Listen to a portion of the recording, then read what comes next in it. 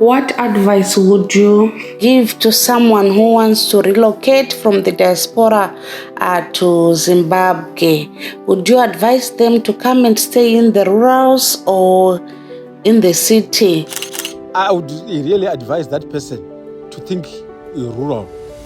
Rural, because if he has the basic means in terms of finance to set up the structures, especially to do with water, to do with electricity, that person won't go wrong. I believe with a focus and utilizing the local environment, like manpower I've talked about, that person will start to gain profits after profits. Hi guys, this is your Auntie Nyara again, and thank you for liking, sharing, or subscribing. Please, at the end of the video, don't forget to share your thoughts. Well, I've been thinking about where I would settle one day when I retire. Should I go rural or urban? In urban areas, there's congestion and constant business. But what if we could bring that urban lifestyle to the rural areas? Imagine having vast land to work on projects while enjoying the convenience of modern lifestyle. In this video, I'll show you how one can live urbanly in rural areas. We'll explore how to blend the best aspect of urban life with the tranquility and space of countryside. From utilizing natural resources to embracing a vibrant community, there are endless possibilities for creating a fulfilling life in rural setting. So if you are curious about how to thrive in a rural environment while still enjoying urban lifestyle, stay tuned. Let's dive in.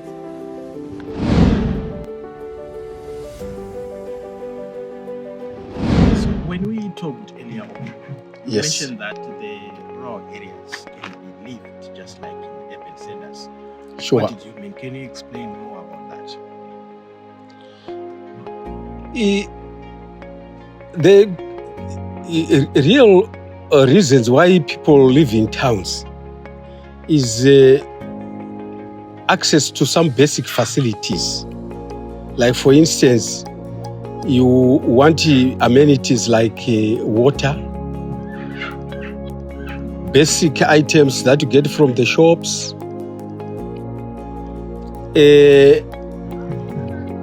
on your housing, a good house with the facilities like ablutions, a water system.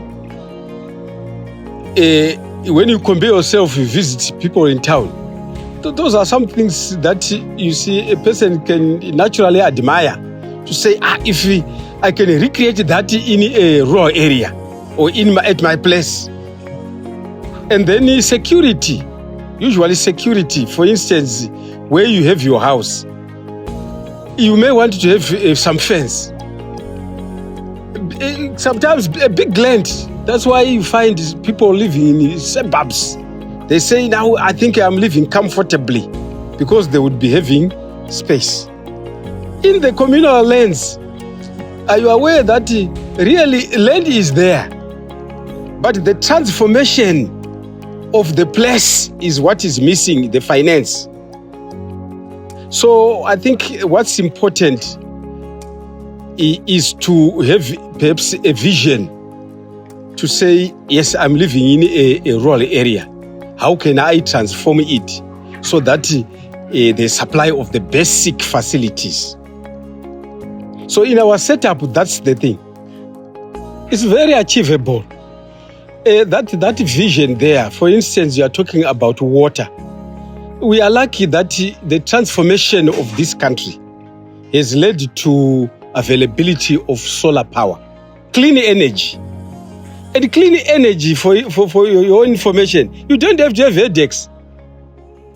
If you install your solar system, These days, we now have lithium batteries, which can power electricity in the houses. Even outside, lighting can easily be provided through these basic solar systems that are in place.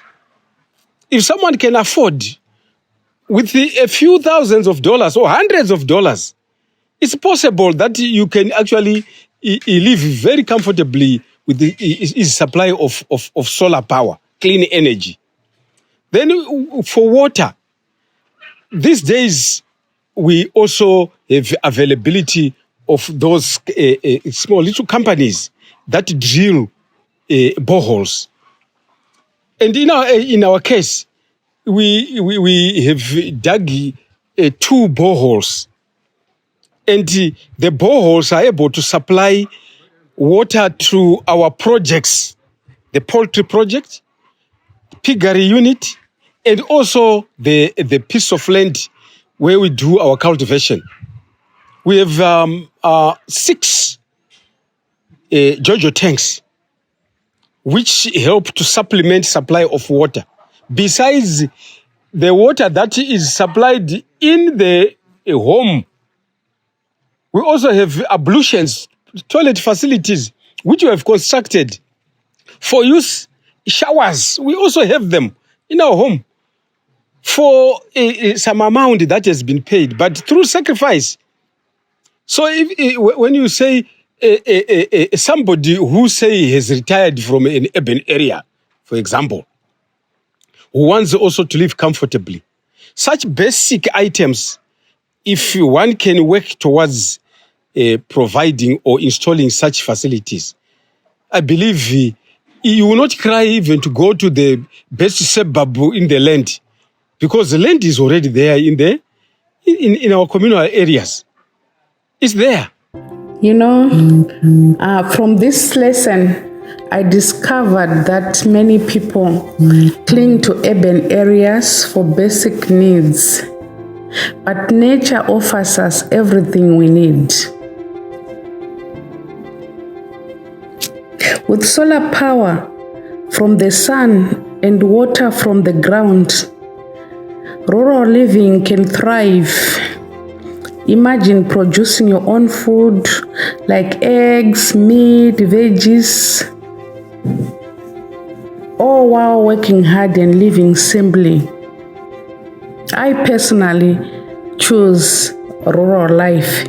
It's time we embrace the potential of the countryside.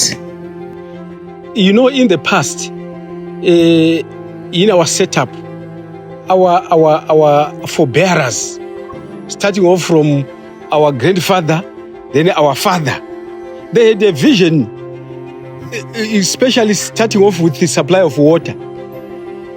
You know, the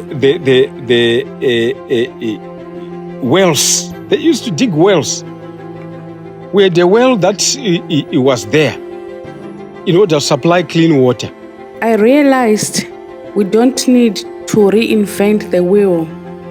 Long ago, the soil provided food, and people traveled from Europe to Africa for its fertile land. Why? Because it holds life, water beneath the surface, and the potential to produce abundant food. Our ancestors dug wells and carried buckets, but we have the advantage of modern technology. With solar pumps, we can easily access water and harness the strength of the soil. There's this adage that you see, want to reinvent the wheel. We want to reinvent the wheel. Yet, you see, some of these things that were done by our forebearers had the same focus. Remember, yes, Europeans, when they came, in as much as they suppressed our visions, But we still had the visions. We copied some of these things from them together with our own ideas. Even a raw setup, we copied some of these ideas. And still, when our parents worked in those areas, they were able to get one or two things. So in our case, yes, our parents, if I were to tell you, there was this priest who used to keep pigs, who called Father Weda. And the background of our father was that at one time he had some association with these Catholic priests, especially Father Weda. So he got a leaf from Father Weda about keeping pigs. So when we grew up, he always got this information and the expertise from the local area, because the priest was from very close. And then gradually, that's when he also brought in the modern life, especially to do with the tractor. Mm-hmm. When we grew up, our father went as far as getting a loan to acquire a tractor for use. And people would come to observe the tractor working with the planter and the cultivation, all these things that this is modern. So when we also grew up, we said, there's inventing the wheel. We are not. We are actually picking up from where he left off. The only challenges that he had, because perhaps of finance and the lack of capacity building, had to do with the fencing of the piece of land. And also perhaps modernizing the pigsties, like providing them with water. These days, we have noticed that I think you cannot carry buckets. You can use nozzles. With piped water, the pigs can just get the water easily, even the fowls. So we picked it from there. That history is very important for us. I think it's a slight advantage, because the farming background is what we anchored on to say, if they did this, they had water from the wells. Can we not also improve from having the water from the wells? The wells are there. Mm-hmm. But what we are simply saying is that because of modernity, we are also moving with the times. And following the footsteps. And what it is that they left us, like the granite rock that you are seeing around here, they utilized natural foundation without necessarily having to dig any foundation from anywhere, because the environment itself is quite attractive, that you can just build your fowl run from the granite surfaces that we have. So the expenses are really very little. It's only the superstructure that would be required, not the foundation. It's already laid. And if you have a vision, you also say, look at the natural advantages that are being provided. Can we not utilize them? And in addition,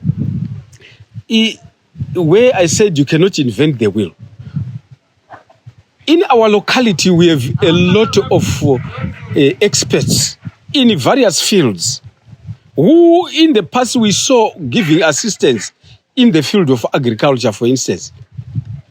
We had vet officers, agri-tax officers. They were there.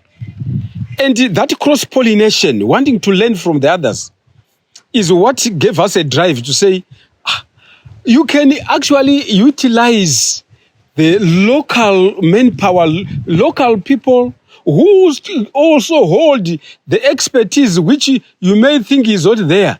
It's only your ability to go and interact with those people that they can actually assist and give you information. In the past, for example, we would say, yes, there were challenges in marketing, say, products, because much of what was marketed, especially for agriculture, if you engage in commercial, say, piggery projects, would be through Qualcomm or GMB and others. But these days, population is increasing. And the advantage of an increase in population has given us that thrust to say, Look at the opportunities that are arising out of our local community. Business people around us demand eggs. They demand pork. So we are saying, why can't we have that drive? We started off from a very small project, thinking that the market niche is very small, only to realize that the moment that you do proper things, like for instance, cleaning of eggs, if you market those when they are properly taken care of, having proper styles, people will come and observe and share ideas where to improve, and you pick up from there. If you can take notes from there, then you become better and better. The raw setup becomes a place where you do commercial things. So, say, in essence, you're just saying that this land, you're having an office, you have an industry where you produce a lot of things. In essence, you're saying that it can be done. It can be done. One can actually have this productive land where he has a lot of things like you are mentioning. Intensive agriculture. You can do intensive agriculture from a very small piece of land. In our case, perhaps we have an advantage because we inherited a big piece of land where you can do anything. But if you look around, you will notice that we have utilized a simple 2-3 acres. And we are intensively producing. And the demand is, we don't have a limit in the demand now. So how have these projects impacted your surroundings, like your local community? Very much, to a large measure. Imagine we have people who have retired, who also have expertise. And they've accepted the offers of the salaries that we have said, if we can work together. In our area, we have close relatives who have had a history of working in the same place and who still believe that we can still do even better. So, in terms of local employment, can you imagine? Those who have had the past where things were not as good, we roped them in, and they have seen the vision that we can give an input towards progress, modernization, through their ideas. And we have gladly accepted that. They feel they are part of the vision in the projects. They are part of the vision. Even when we are not here, you see the projects running because they see the focus. They have been in it. And what they have seen now is the modern part, which they are contributing towards too. So we believe in our community. Even the local headmen, the crow heads, they come, they get benefits. They buy one or two things. They see the advantage. They compare. We used to get eggs from somewhere else, but the eggs are now found from very close by. Meat, pork. You are seeing ducks. We are also into the poultry project. We have revived it because we have noted that there's a need. The local community itself, if you are able to interact with it, you realize that you can go into anything you want. And at the same time, besides those that we work with, we also have expertise that are from outside, whom we outsource. Like, for instance, agri-tax officers. We have agreed with them in principle that, look, this project is for the community. And the best way the community can observe that things are happening is that you are involved. For a bit of money, of course, but not much. They are prepared to volunteer to come and provide services. From the agri-tax, we have liaised with the one from the agri-tax offices who comes once every month to give assistance. And then we have from the vet office, he also comes here and provides us the basic services. And from the input, they give advice, the medicine and drugs, everything else that is needed here. Sometimes we make consultations. After years of weighing the choices between rural and urban living, I've discovered the profound beauty and benefits of rural lifestyle. With more land to explore, greater productivity, and significantly less stress, I've learned the valuable lessons that have transformed my life. In this journey, I've embraced the simplicity and richness that the countryside offers. And I want to share this experience with you. I hope this video inspires you to consider the possibilities of rural living and the potential it holds for a fulfilling life. If you find value in this message, please hit the subscribe button, join our community as we explore more content together, and let's rise together on this precious land. Thank you for subscribing and sharing. Antinyare.